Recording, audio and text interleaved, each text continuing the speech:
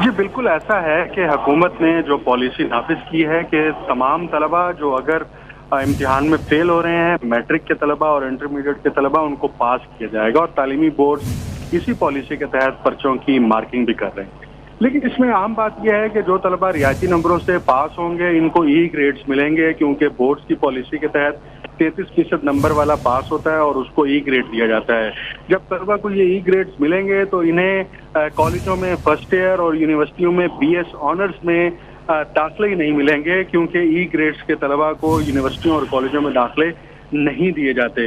इसी तरह अगर पंजाब की बात करें तो यहाँ पर तालीमी बोर्ड्स में 33 से लेकर 39 नंबरों तक ई ग्रेड दिया जाता है और इस ग्रेड के तहत जो तलबा पास होंगे इनको किस पॉलिसी के तहत यूनिवर्सिटी और कॉलेजों में दाखिला दिया जाएगा, हुकूमत ने इस हवाले से कोई गाइडलाइन जारी नहीं की गई। रियायती नंबर से पासशुदा तलबा को ई ग्रेड मिलेंगे। रियायती नंबर से पास करने से लाखों तलबा की असनाद की कोई वक़्त नहीं होगी। ई ग्रेड्स मिलने पर तलबा को फर्स्ट ईयर और बीएस ऑनर्स में दाखिले भी नहीं मिलेंगे।